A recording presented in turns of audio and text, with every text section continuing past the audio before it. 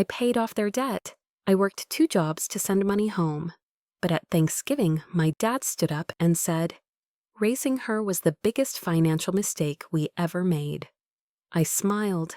Then I left. I was wearing a pale blue cardigan I bought from a thrift store 2 years ago. My shoes had holes in them, but I still showed up to my brother's graduation dinner with a gift.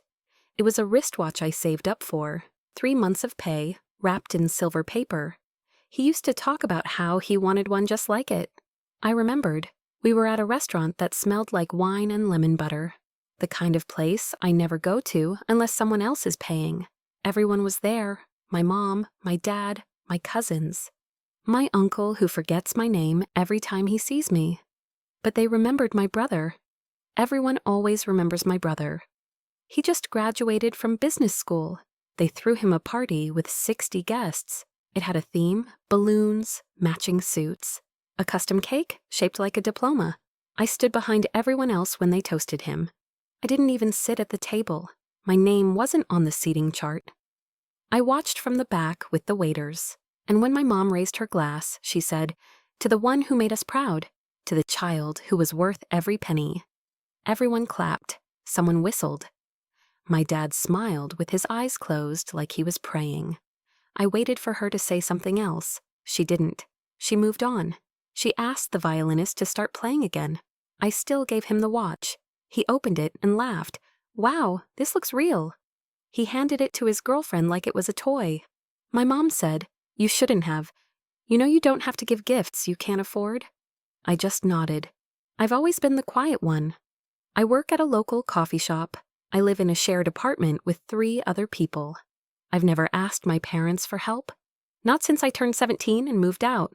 They say I was always too expensive, that I was born premature, that I had too many doctor's visits, that I cried too much.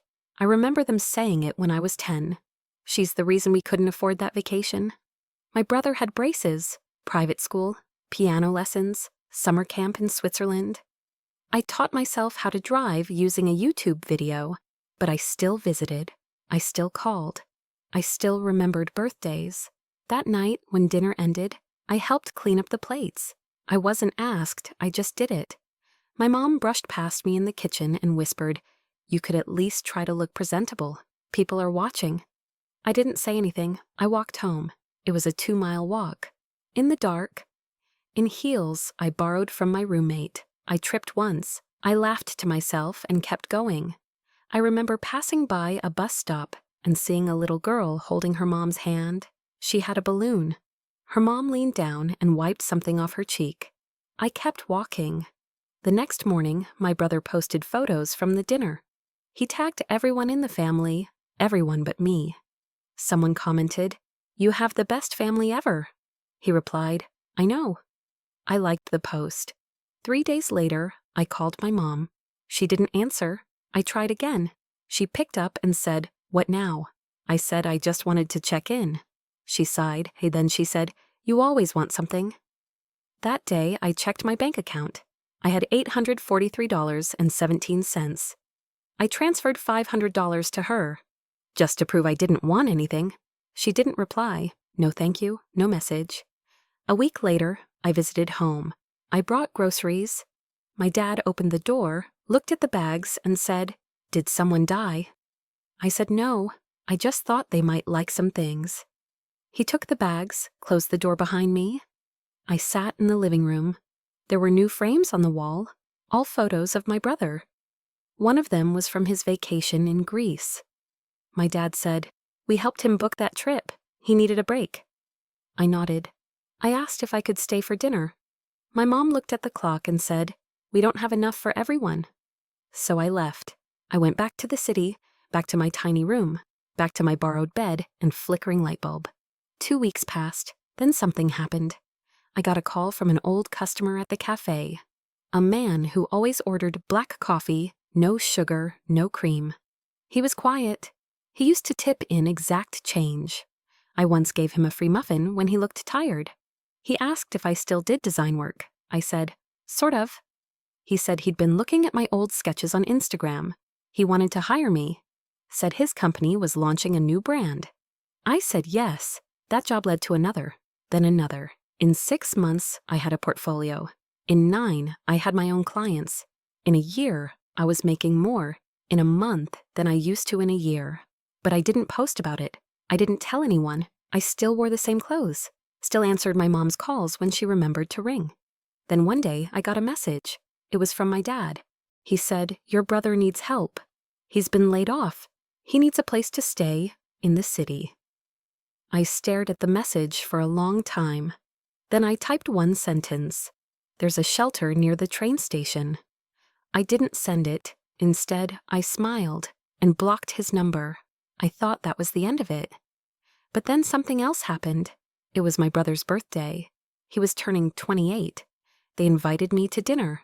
They said it would be nice to have both our children under one roof. I said I'd come. I wore the same pale blue cardigan. This time it wasn't thrifted. It was designer. I just made it look the same. I brought nothing, no gifts, no smile. Just myself. I walked in. Everyone turned. And then, my mom said the words I'll never forget. "We still think you were a mistake, but at least you're finally acting normal." I didn't say anything. I just looked around the table. No one defended me, not even him. So I stood up, walked out, and this time I didn't come back. That was the last time I ever stepped foot inside my parents' house. I didn't slam the door. I didn't cry. I didn't even drive away. I walked to the bus stop and sat under a flickering streetlight. A woman in a green jacket offered me a piece of gum. I took it and thanked her. I don't remember the bus ride. I just remember waking up the next morning and not feeling anything. Not anger, not sadness, just empty space where a family used to be. 3 days later, my old landlord called. He said the building was being sold. I had to move out in 30 days. I packed everything into 4 boxes. One of them was filled with notebooks. Another was all chargers and broken headphones. I had $2,000 in my account, just enough to get me by. But I didn't want to survive anymore. I wanted to disappear, so I did. I took a bus to a different city. I didn't tell anyone where I was going. I rented a studio the size of a walk-in closet. The ceiling leaked. The stove sparked when I turned it on. But it was mine. And no one there called me a mistake. I changed my number. I deleted my Facebook. I logged out of everything. I used the silence to build. Every day I worked. I didn't go out. I didn't socialize. I just designed. Brands, websites, logos. I started freelancing on bigger platforms, companies in Sweden, startups in Singapore.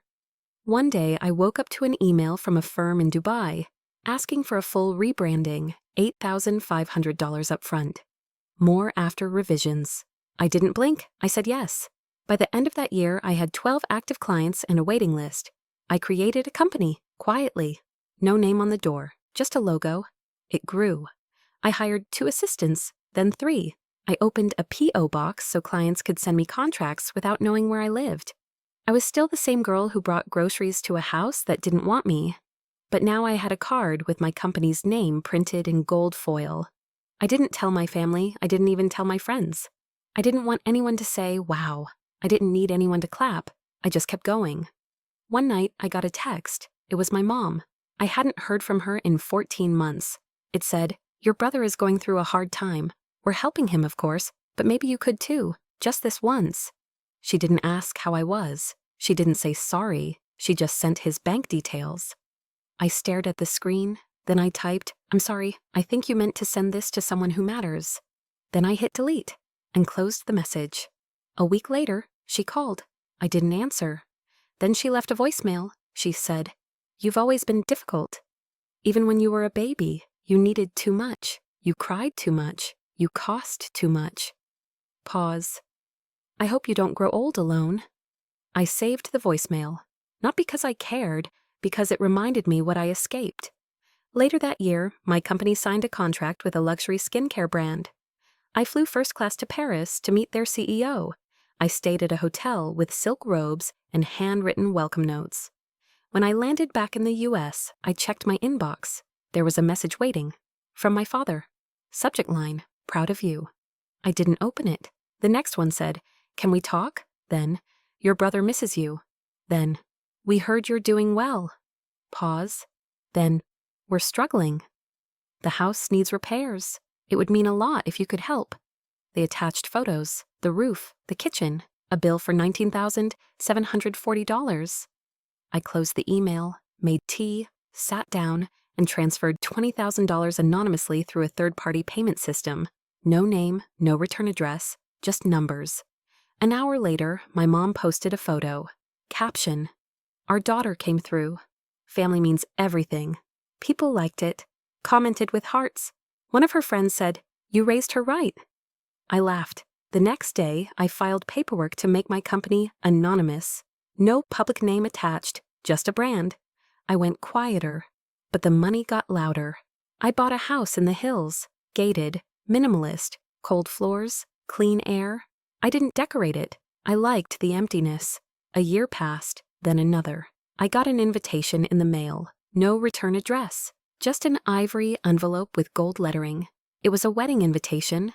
My brother, he was getting married. At the bottom, in small font, it said, "You are invited as a guest only. Do not bring gifts. Do not bring guests. RSVP required." I stared at it for a long time. I wasn't surprised. It didn't say my name, just guest. I didn't RSVP. I showed up anyway. I wore a plain black dress. I didn't speak to anyone. I sat in the very back row. They walked past me and didn't notice. My mom gave a speech. She said, "We are so lucky to have a son who never gave up, who made us proud, who always put family first." Everyone clapped. I didn't. During dinner, I went to the restroom. A woman followed me in, older, blonde, drunk. She said, "Aren't you the sister?"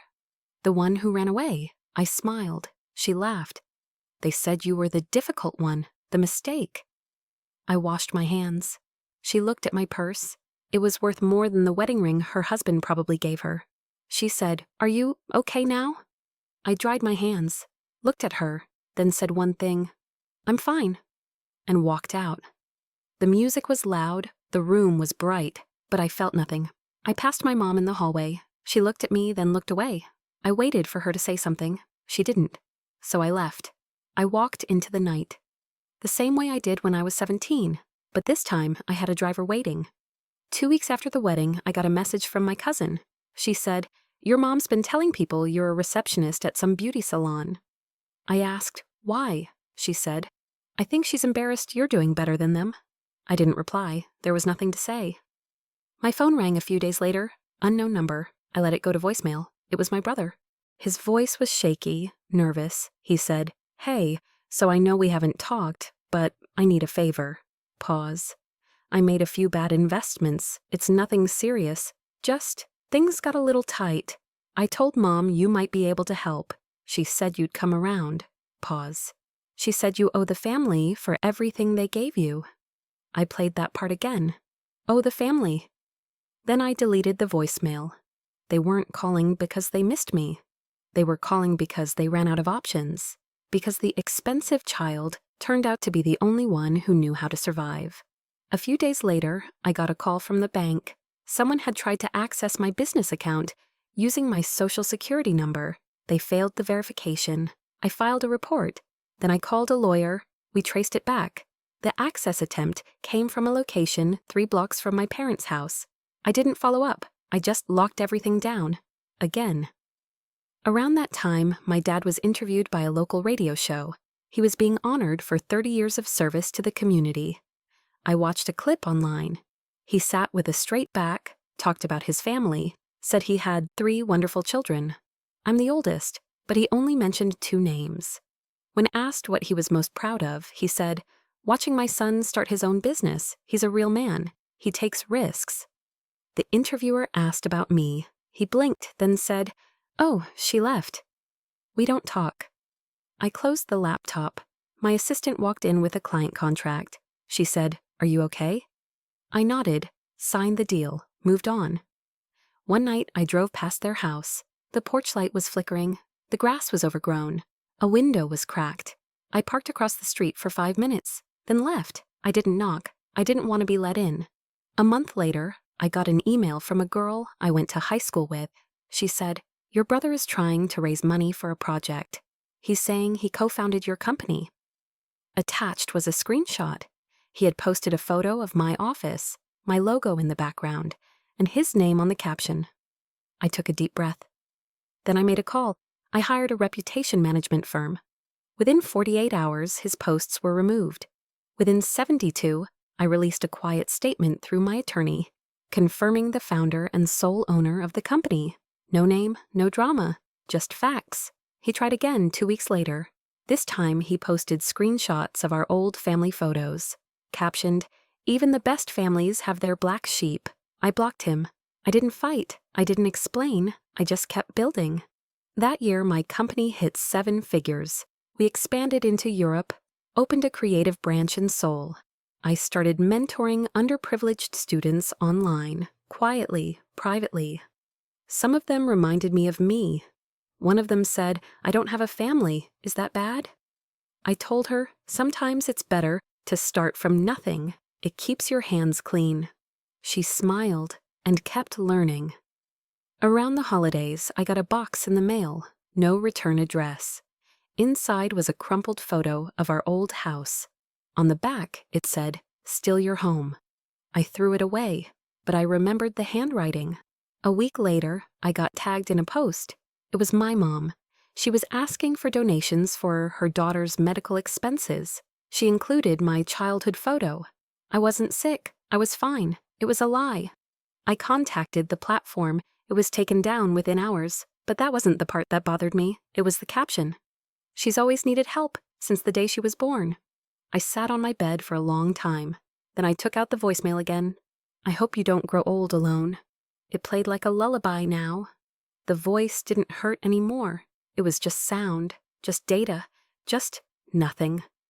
That month, I moved again, to a city no one could pronounce.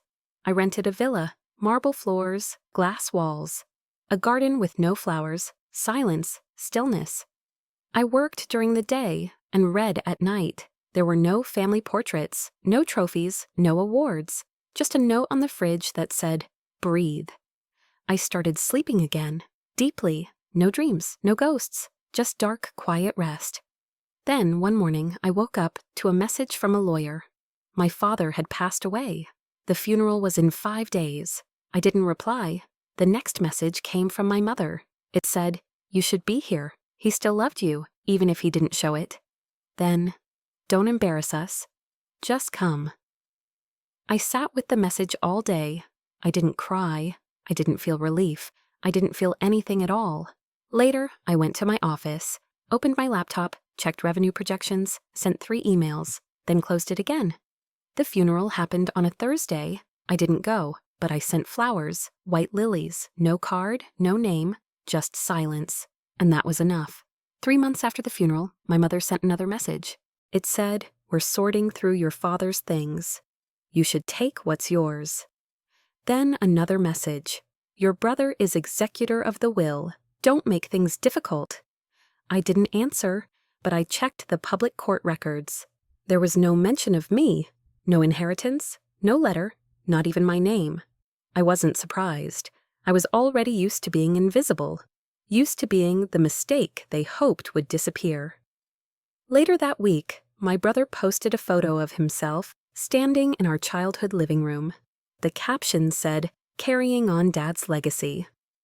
In the corner of the photo, I saw a box, a dusty folder sticking out. My name written in black ink, so I made one call. To my attorney. She filed a quiet request for documentation. No noise, no threats, just procedure. A week later, the firm received a scanned copy of my father's personal ledger. It detailed every expense related to me. My birth, my surgery at age 6, my broken arm, my high school textbooks, even the $200 for my prom dress. Each item was labeled unnecessary. Then, in another folder, the expenses listed under my brother's name. College tuition, $96,000. Law school application prep, $14,800. Car purchase, $21,000. Startup capital, $58,000. Miscellaneous, as needed. There was no mention of my $72,000 transfer from years ago. No record of the loan, no record of the payment, no record of me. I closed the document, then closed the case. I didn't want the money. I just needed to see it, to know that I hadn't imagined it, that they really did keep score, that love in that house came with receipts. I was 32 when I legally changed my name. First, middle, and last. Not for safety, not for branding, just so I'd never hear theirs again. That same year, I got invited to speak at a conference. Keynote. Topic: Building from Nothing. I stood in front of a room full of people, CEOs investors, students. I told them the truth. I said, I was the one nobody wanted, and that's why I won. People clapped, some nodded, but I wasn't performing, I wasn't angry, I was just finished. Afterward, a young woman came up to me. She said, I haven't spoken to my family in years. Is it worth it? The silence? I looked at her, then said, it's not silence, it's peace. I gave her my card and walked away. Later that year, I started a foundation, anonymous, no press release, no family name. Just quiet grants to people who were told they were too expensive, too broken, too much. One of the recipients wrote, I thought I had to earn love. But maybe I just needed to unlearn what I thought love was. I saved that email, pinned it on my wall. I never went back to my hometown, but sometimes I passed through the airport nearby. Once I saw my mother at baggage claim. She was smaller than I remembered, grayer. She looked around like she was lost. Our eyes met for 1 second. She blinked. I nodded, then turned away. She didn't follow. She didn't call. I haven't seen her since. Now when people ask where I'm from, I say, I'm not. They laugh, but I'm not joking. I came from nowhere, from cold rooms and loud silences, from dinner tables that only had room for 2. I used to think being forgotten was the worst thing. Now I understand. It was my freedom. Because when no one believes in you, you're free to become anything, anyone. Unnoticed, unbothered, unstoppable. And sometimes the best revenge is no revenge. Just becoming someone they can't recognize. Or reach, or ruin. I still send money sometimes. To strangers, to shelters, to people I'll never meet. Not because I owe anything, but because I remember what it felt like to need, and be called a burden, to hope, and be told you were too expensive, to love people who only kept the receipts. So I give quietly. I live quietly. And when I walk into rooms now, people stand, not because I demand it, but because I earned it. And they don't need to know the story behind my smile, or the weight behind my silence. They just know I came in calm and stayed standing even after everything, especially after everything. So if you're watching this and wondering if you should keep chasing their love, stop, chase your life. They'll notice when it's too late, and by then, you won't need them to ever again.